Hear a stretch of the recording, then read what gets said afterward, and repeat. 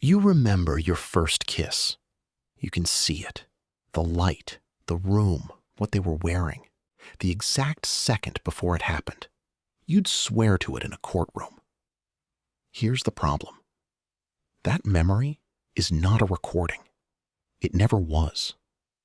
Every time you've pulled it out, told the story, replayed it late at night, smiled at it, flinched from it, you weren't opening a file. You were rewriting one. And the original? Gone. Possibly gone the very first time you remembered it. Neuroscientists found this by accident. In the early 2000s, a scientist named Karim Nader ran an experiment that wasn't supposed to work.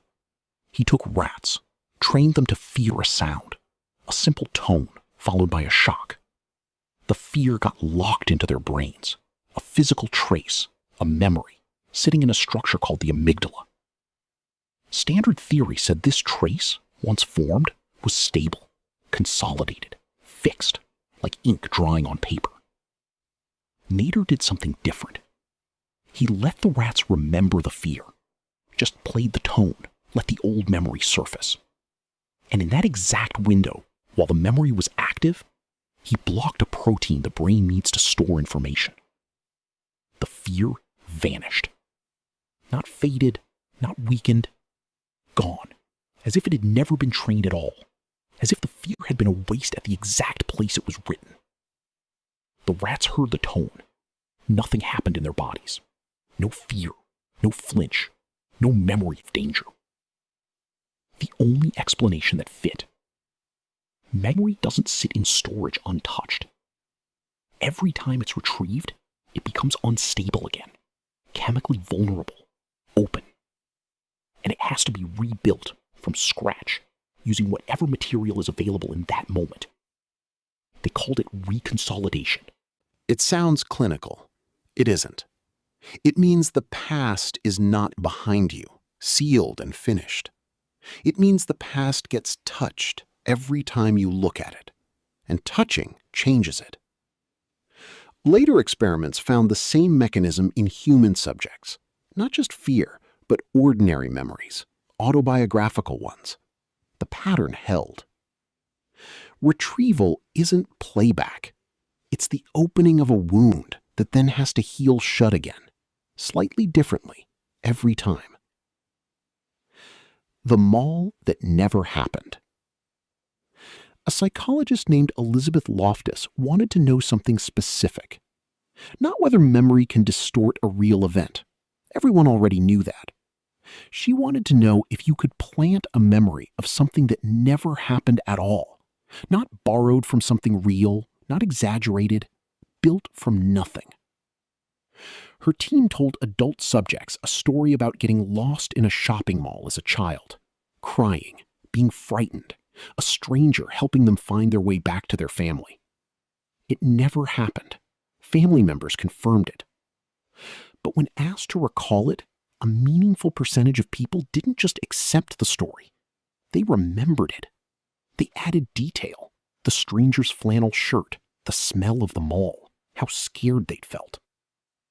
None of it existed until they were told it did. Once planted, the false memory behaved exactly like a real one. Same confidence, same emotional weight, same neural signature as later studies would show when scanned. Some subjects, when told afterward that the memory had been fabricated, refused to believe it. They argued. They insisted the researchers were wrong, not them. The feeling of remembering was stronger than the fact of what had actually happened. That's the part worth sitting with. The feeling doesn't check its sources. It just arrives, fully formed, wearing the costume of truth.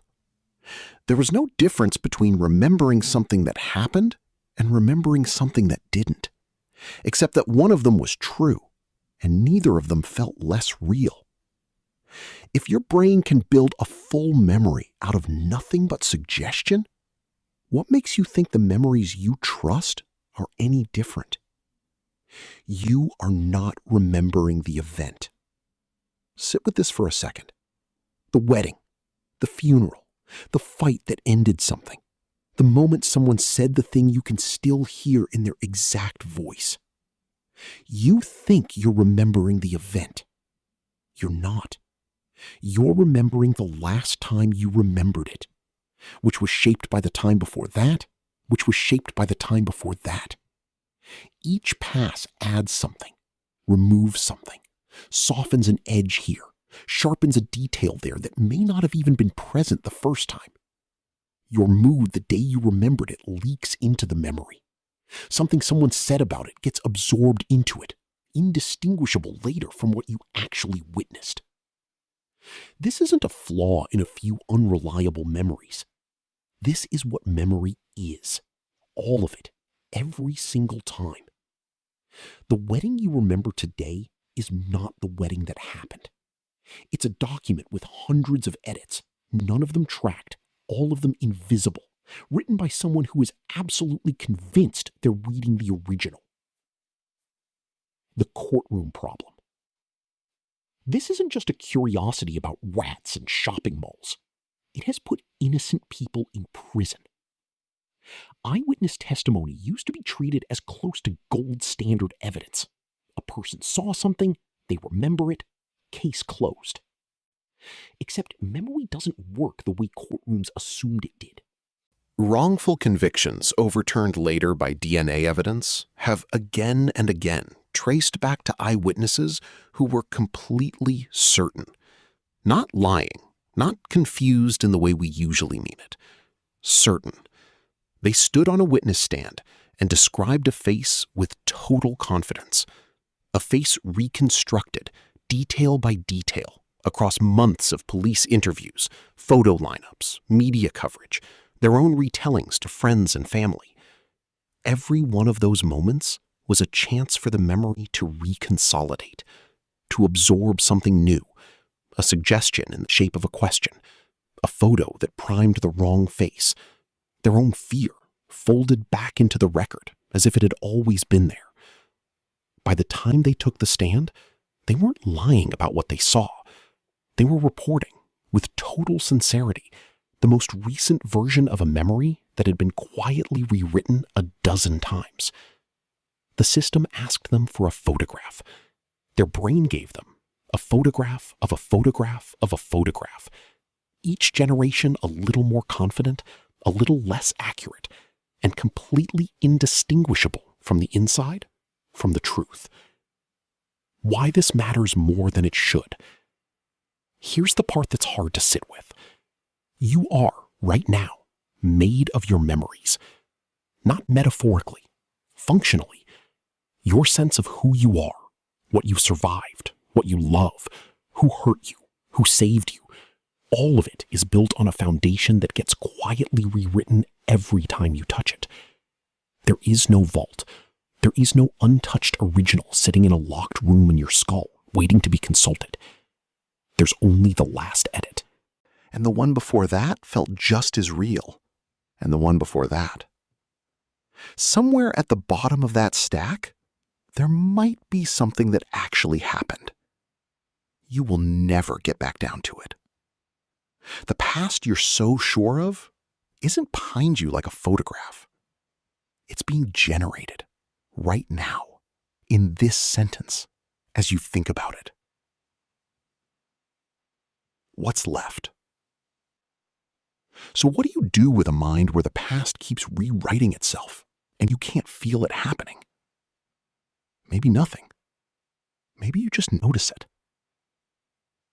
The next time you're certain, completely certain about how something happened, remember that certainty isn't evidence.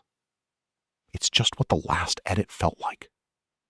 That's all it's ever been. The people you've argued with about what really happened, neither of you was lying. You were both reading your own most recent draft, each convinced it was the manuscript. There isn't a manuscript. There never was. There's something almost merciful in that, if you let it be. The version of your worst memory that you're carrying right now is not fixed. It has already changed since the last time you looked at it. It will change again the next time you do. That's not a flaw you need to fix. It's the only reason a person can survive their own past at all. Because the past isn't stone. It's wet clay, pretending to be stone, every single time you pick it up. Anyway, that's what's sitting behind your eyes right now, calling itself your past. Feel free to disagree with all of this. Just know that the version of you doing the disagreeing is also running on borrowed material. So subscribe to my channel and like this video. Who will support me if not you?